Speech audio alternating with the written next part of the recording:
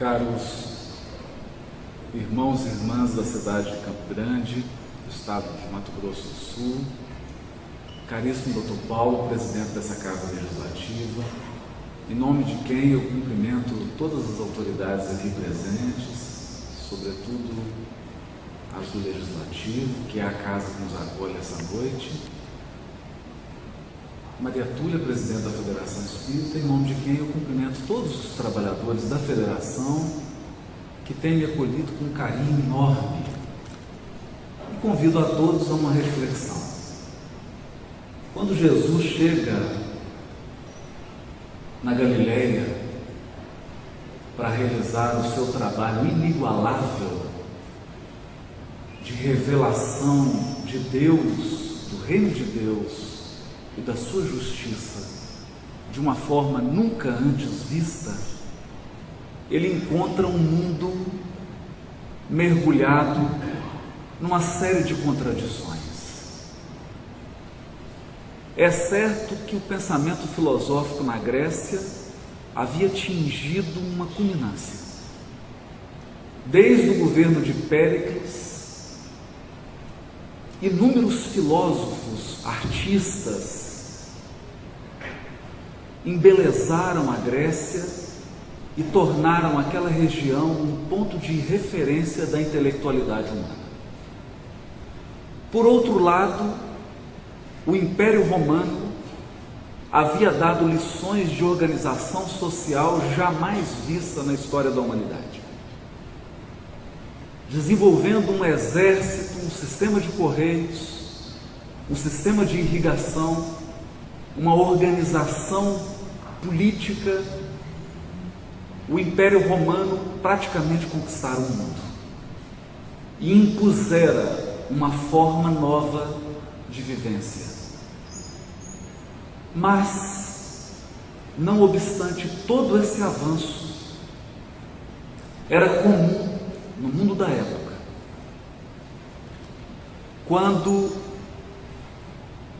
alguém fosse pego em adultério, apenas a mulher era apedrejada. Ninguém se constrangia em transformar um semelhante em escravo, mas a condescendência com a escravidão era o menor dos males. O senhor de escravos se sentia no direito de cegar o seu escravo, fosse ele mulher, criança ou ancião, para que aquele escravo não fugisse. Era uma prática comum.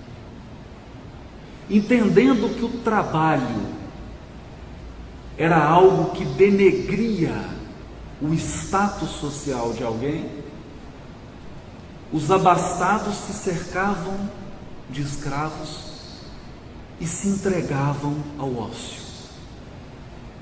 Os escravos eram encarregados até mesmo da formação das crianças. Muitos escravos intelectualizados, formados na Grécia, eram trazidos para servirem de preceptores, de modo que a humanidade acalentava um conceito de justiça bastante distorcido. Não se diferenciava justiça de vingança, de modo que a justiça era, na verdade, um instrumento disfarçado da força. O que fosse mais forte exercia a justiça segundo a sua concepção, ainda que isso implicasse nos maiores exageros.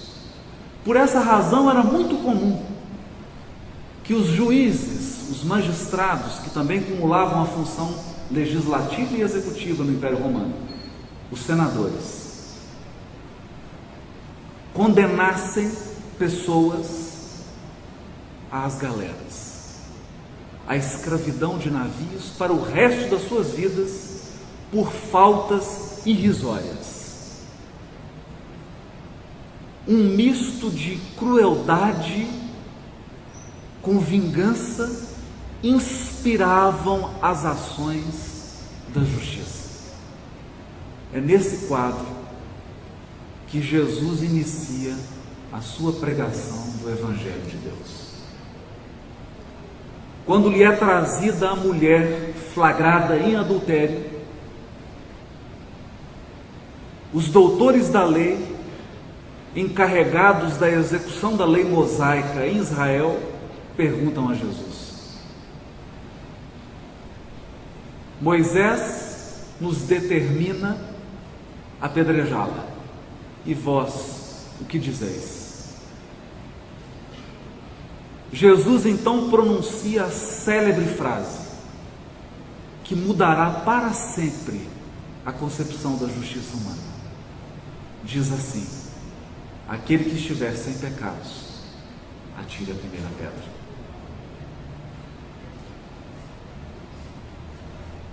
Aquele que se considera puro, que execute. Acontece que a autoridade moral de Jesus era tamanha que ninguém teve coragem de fingir-se justo. E diz o evangelista João: começaram a se retirar do ambiente, primeiro os mais velhos, até os mais novos, mostrando para os leitores do presente e do futuro que ninguém se sentiu puro o suficiente para apedrejar.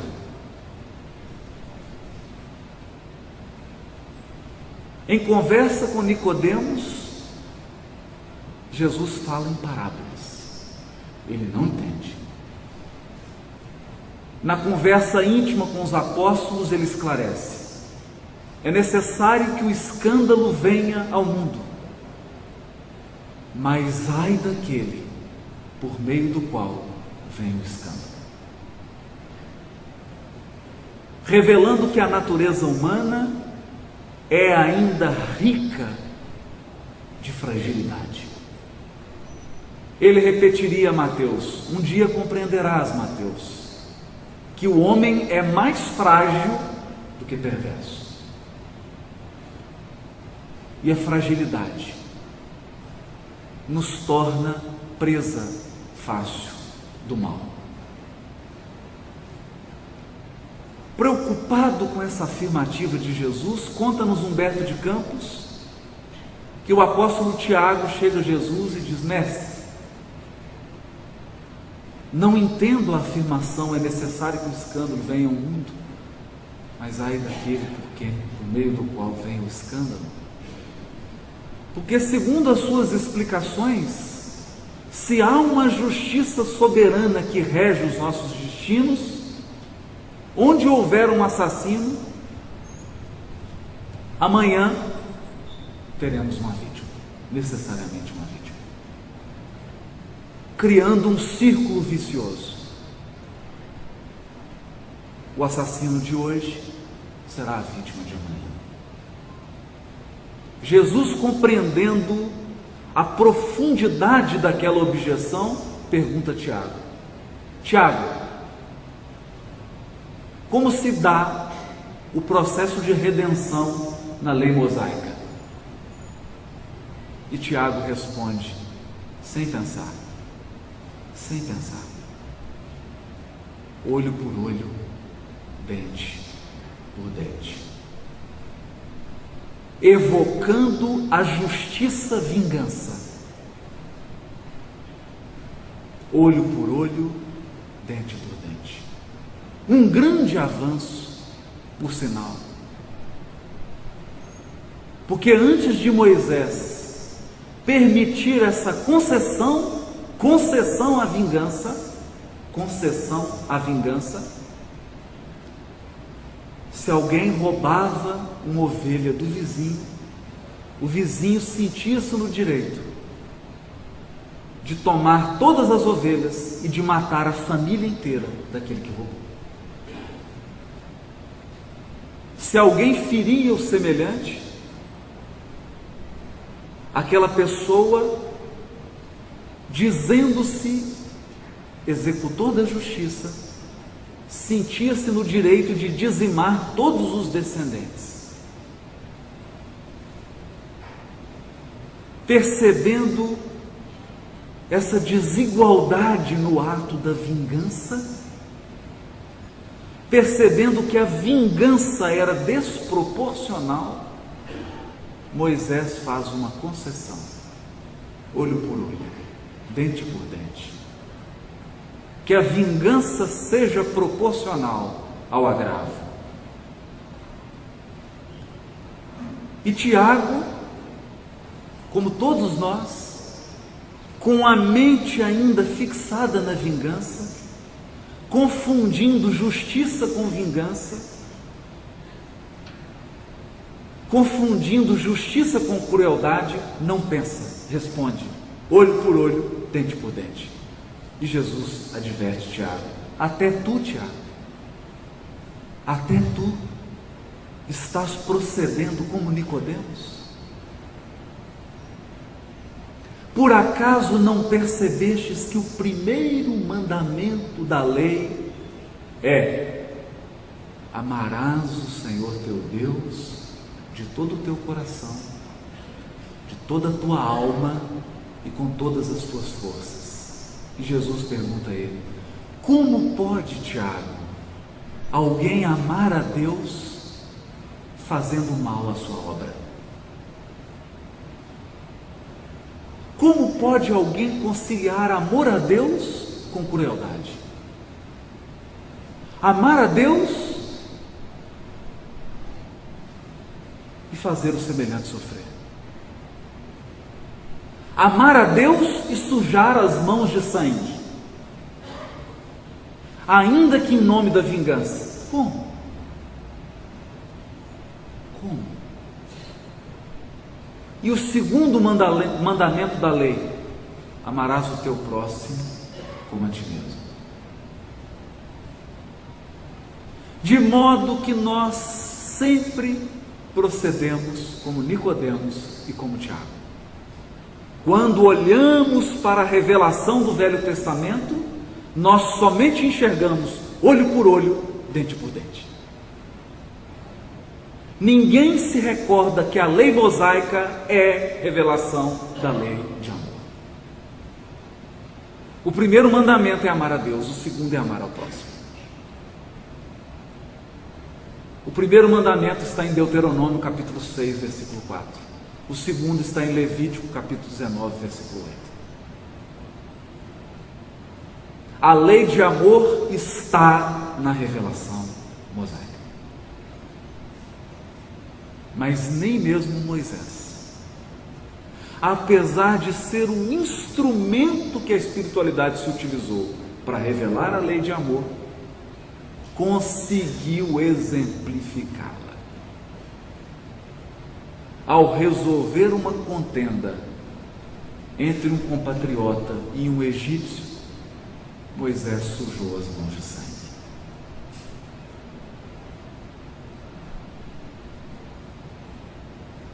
Muitos séculos depois, chega Jesus. Nunca julgou, apedrejou ou acusou ninguém. Quando todos se retiraram e a mulher adúltera ficou na presença dele, ele pergunta para ela: onde estão os teus acusadores? E ela fala: todos se foram, eu também não a julgo. Vá e não peques mais. O guia e modelo da humanidade abdica da função de julgar, mas toma a si a função de educar. Educar, não condenar, mas educar. Educar. Porque todos são ligeiros em vingar, em punir, em acusar. Mas ninguém quer saber das origens do mal. O que levou a criatura a se transformar numa presa do mal? E Jesus, que enxergava sempre no transgressor da lei um doente, nunca deixou de oferecer o remédio. Porque ele nos ensinava que o criminoso é um doente, que o mal é uma doença e que, acima de ser punido, deve ser curado. Nunca alguém lutou com tanta força contra o mal quanto Jesus.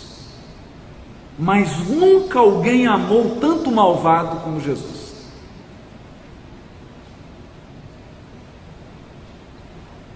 E no momento supremo do testemunho, quando ele é preso, Simão Pedro, retira a espada e corta a orelha do soldado que dava a voz de prisão a Jesus. Jesus, sem esboçar o mínimo gesto de violência, diz assim: Simão, embainha a tua espada, guarda a tua espada, porque aquele que fere com ferro será ferido, deixando para sempre no Evangelho a lição da lei de causa e efeito. Todo o mal que nós semeamos voltará para a nossa vida. Toda a dor que nós plantarmos, nós teremos que colher. De modo que aquele que semeia o mal e a dor está cavando um abismo para a sua própria vida. Era essa a lição. Se Simão Pedro levantou a mão para ferir, Jesus levanta a mão para curar a orelha do soldado.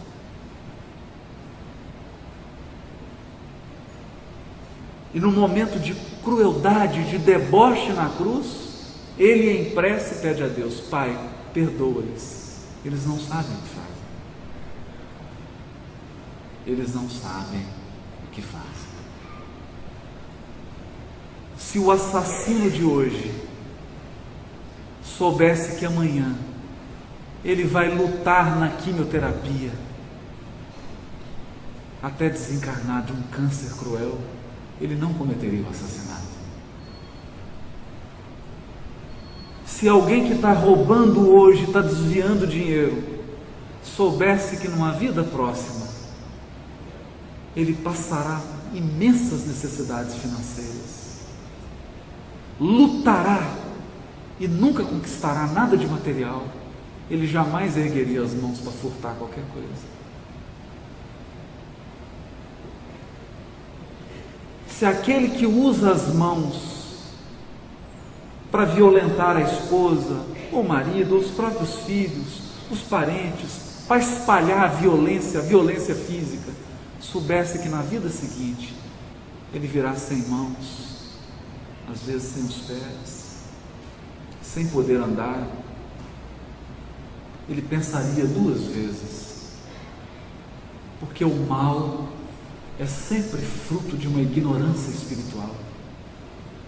O mal é sempre fruto de uma cegueira. Ninguém que está em contato com Deus, ninguém que está em paz com a própria consciência, tem força para praticar o mal. E ao falar da lei divina, nós nos recordamos de Allan Kardec no Livro dos Espíritos. E o codificador, com o seu bom senso, com a sua sutileza, resgatando o ensino de Jesus, dá o nome da última lei moral. Lei no singular de justiça, amor e caridade. Percebam, Kardec não está falando de 3 leis, ele está falando de uma lei, no singular: lei de justiça, amor e caridade. A lei divina é uma. E nós sempre com o coração viciado, ao longo de milênios, quando falamos de lei de causa e efeito, sempre pensamos no sentido negativo. Por quê? Por que identificar a lei de justiça com lei de punição? A lei divina é de justiça. É de justiça. O que significa isso? Que não há privilégio na obra divina. Não há nenhum privilegiado. Deus não distribui dons. A um dá o dom da inteligência, a um dá o dom da beleza, aí para uns dá o dom da feiura. Não. Que Deus de justiça seria esse? Que daria talentos para uns e defeitos para outros? Não. A lei é de justiça. Você tem exatamente o que conquistou. Se hoje você veio com talento musical, é porque em muitas vidas você se dedicou. E hoje esse é um patrimônio da tua alma. Porque a lei é de justiça. Quem semeia sorrisos, vive cercado de pessoas sorrindo. Quem semeia cara fechada, vive cercado de pessoas carrancudas. A lei é de causa e efeito. Portanto, a lei de justiça é neutra. Ela te devolve o que você dá. Mas se você oferece bondade, a bondade vem ao seu encontro. É lei de justiça. Justiça, amor e caridade. Mas sabendo que nós somos crianças espirituais em evolução, a própria lei de justiça contém dispositivos de misericórdia. Vamos pensar nisso. Quando você abre um código penal brasileiro, feito por seres humanos, feito por homens, cheios de defeito, falíveis, o que nós encontramos no Código Penal? Medidas que protegem o criminoso que procura reeducar-se.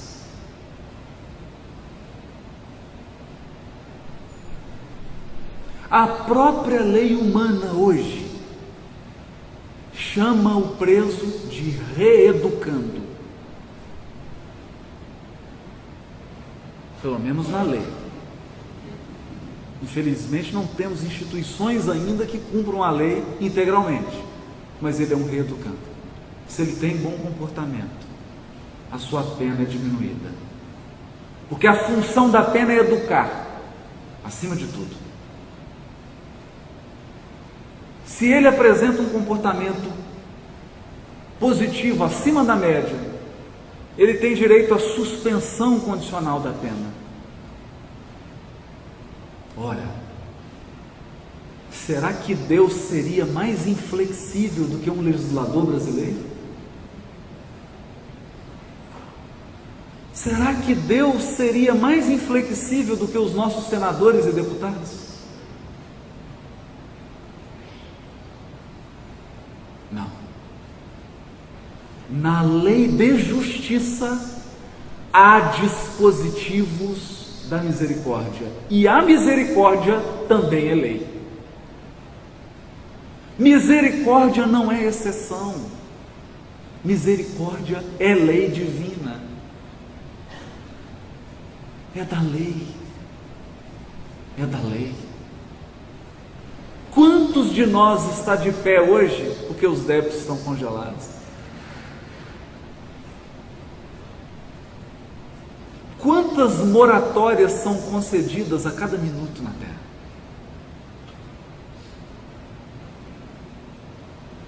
Percebendo que a criatura começou uma jornada de aperfeiçoamento, a espiritualidade congela um pouco do débito, dá uma moratória, espera que a ação no bem daquela criatura apague o mal,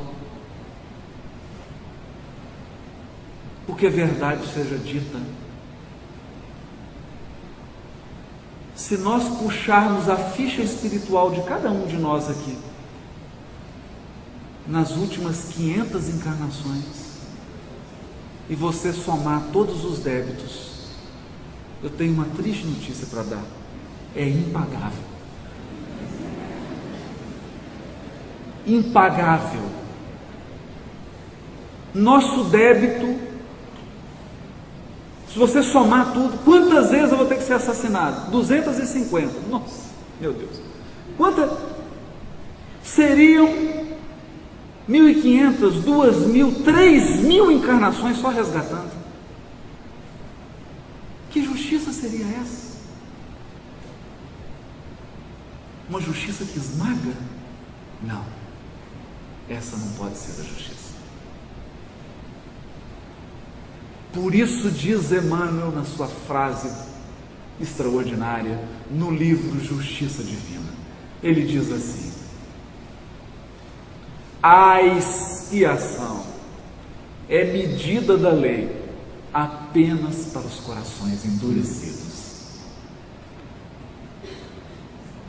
Apenas para os corações endurecidos. Por isso, depois de ler essa frase, eu sempre me pergunto, toda vez que passo por uma expiação ou vejo alguém passar, eu pergunto assim: onde está o endurecimento do coração dessa criatura? O que essa dor está procurando amolecer? É bom pensar nisso. Quando estivermos numa expiação, qual parte do meu coração petrificou?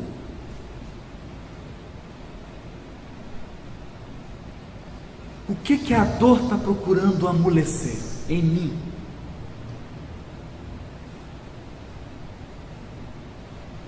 Porque a criatura que se coloca de forma maleável nas mãos do Criador,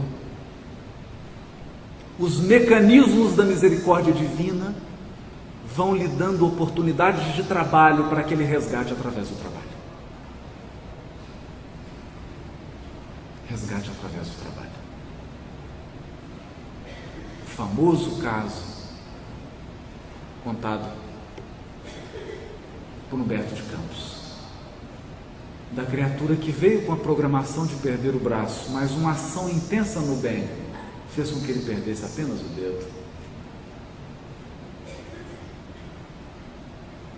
Porque o Criador não quer que ninguém perca braços, pernas, visão, audição. O Criador quer que nós nos afastemos do mal, que a gente não sinta mais prazer em praticar o mal, que o nosso coração sinta-se feliz em semear o bem. Mas infelizmente, em muitas áreas, nosso sentimento está petrificado. Há criaturas cujo coração é de uma bondade. Ele visita orfanatos, creches, se dedica ao trabalho assistencial, mas dentro de casa ele é um tirano. Impaciente, agressivo, incompreensível. O coração é mole em algumas coisas, mas em outras é duro. Há outros que são extremamente amorosos dentro de casa, extremamente amorosos na família, mas no ambiente de trabalho ele é um Hitler.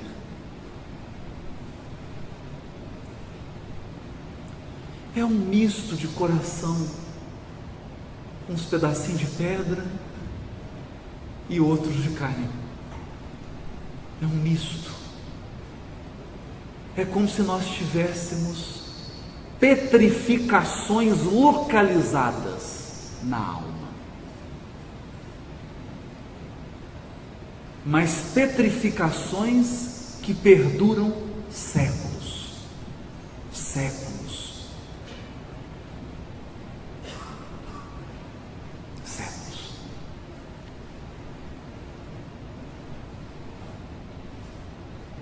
Eu me recordo de uma angústia, certa vez ao atender uma pessoa, que ele dizia assim: eu sou muito religioso, mas essa pessoa me causou um tremendo mal. Eu não tenho coragem de matá-la, porque sou muito religioso, mas venho aqui porque eu quero a justiça, eu quero que acabe com a vida dela.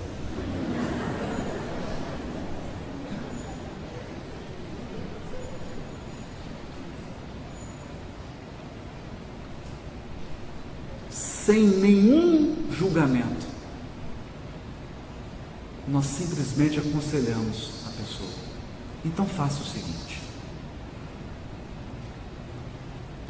você vai dormir hoje, vai fazer uma prece e vai pedir uma audiência com Jesus. Você vai pedir uma audiência com Ele. Durante o sono, Ele vai vir para a audiência. Você vai olhar nos olhos dele, vai pegar nas mãos de Jesus e vai dizer assim: mestre, o Senhor que perdoou os inimigos na cruz,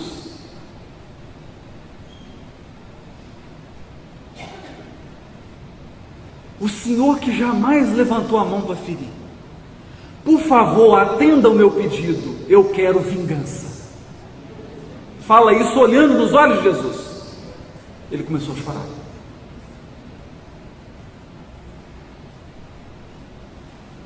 Começou a chorar.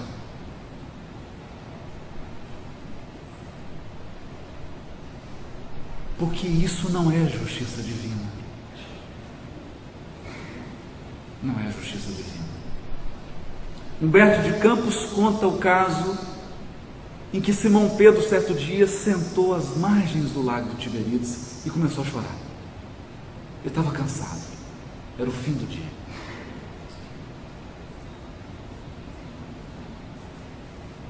De repente ele sente que Jesus caminhava pela praia. Jesus chega de mansinho, senta ao lado dele. Jesus Espírito, após a crucificação, e fala: Simão, por que você está triste? Ele fala: estão me acusando de ladrão.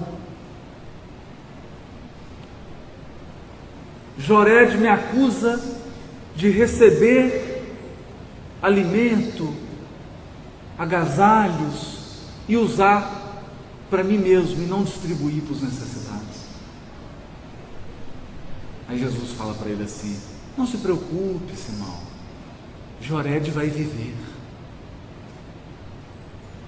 Ah, Senhor, mas o Senhor não sabe, eu tenho parentes que são violentos comigo, me agridem, me ofendem. E começa a citar os nomes. Ele fala: não se preocupe, Simão, fulano vai viver, ciclano vai viver, Beltrano vai viver, o certo é que todos vamos viver, todos vão viver. E as mãos que estão praticando o mal hoje vão viver, vão passar pelas experiências dolorosas, tristes experiências. Não porque o Criador pune, mas Deus vai educar. Deus vai educar. Por isso, é impossível separar a misericórdia da justiça. Justiça divina é sempre justiça pautada na misericórdia. E nós precisamos entender que com Jesus foi revelado o amor. O amor. O amor, essa força que nenhuma violência é capaz de dobrar. Dizia Jesus: se alguém te obrigar a caminhar 1 milha, anda 2. Anda 2. Talvez você tenha alguém do seu lado e você esteja numa árdua caminhada com essa criatura, contando os dias para completar 1 milha, para você ficar livre. Vai 2.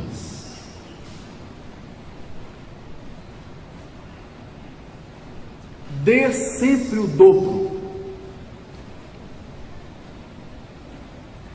porque diz Simão Pedro no livro Paulo Estevam, é na 2ª milha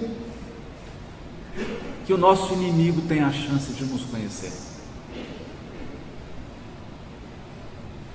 A lição mais bonita da misericórdia divina, a lição mais bonita da misericórdia divina, nós temos mania de tirar fotografia das pessoas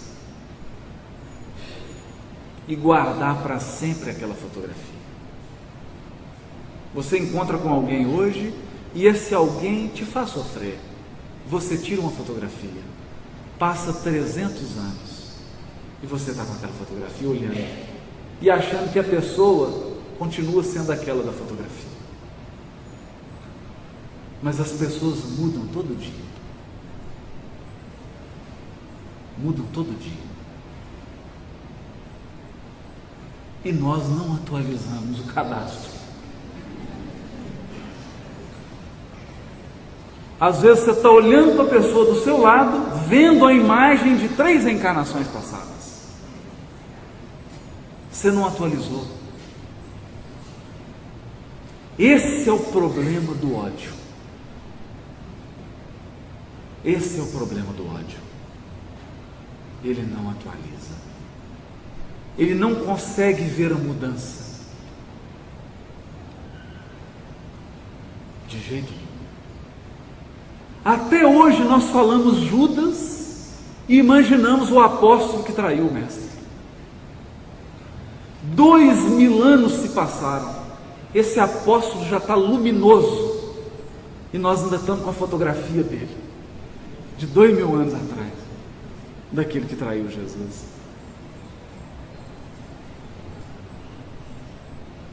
E é possível que se ele entrasse aqui agora, todos fecharíamos a cara para ele.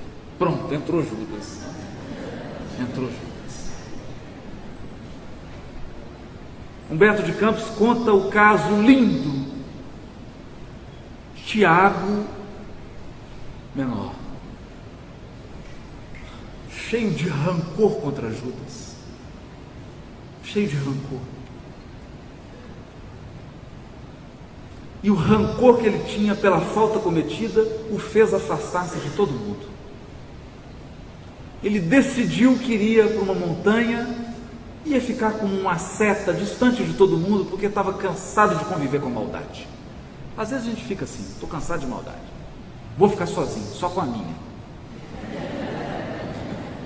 E estava sozinho. Passaram muitos dias e ele em prece, em jejum. Quando ele está andando, ele vê Jesus vindo na direção dele, andando ligeiro.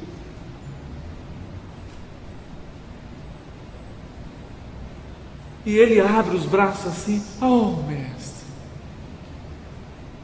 meu Deus, já estou cansado de maldade. Ainda bem que a pureza veio ao meu encontro. E abre os bracinhos assim, Jesus vem andando e acha que vai ter um abraço, Jesus passa direto por ele. Ele olha, apavorado, sem entender. E Jesus continua caminhando. Olha a sabedoria de Jesus. Ele fala: mestre, onde vais com tanta pressa? Ele fala: vou socorrer Judas, Tiago.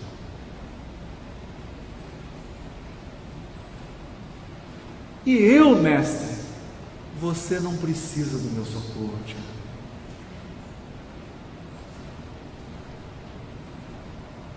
E ele então se sente constrangido.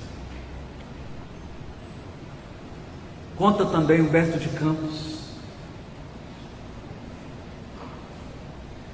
que a última lição de Jesus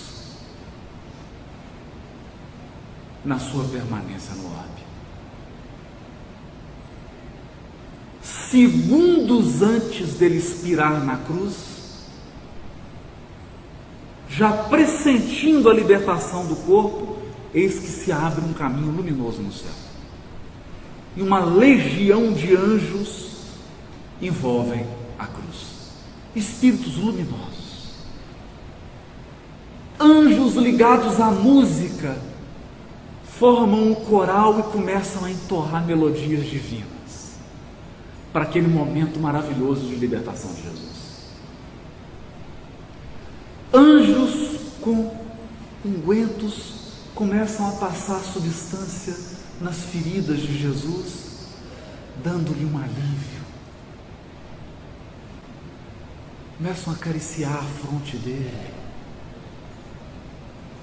Anjos encarregados da justiça começam a anotar o nome de todos os envolvidos no episódio da crucificação, para o futuro acerto com a lei. De repente, um anjo solitário surge daquele caminho luminoso e se dirige a Jesus. Ele chega perto do mestre, coloca a cabeça no peito de Jesus e sente que Jesus balbuciava alguma coisa, já sem força para falar. O anjo então coloca o ouvido encostando nos lábios de Jesus.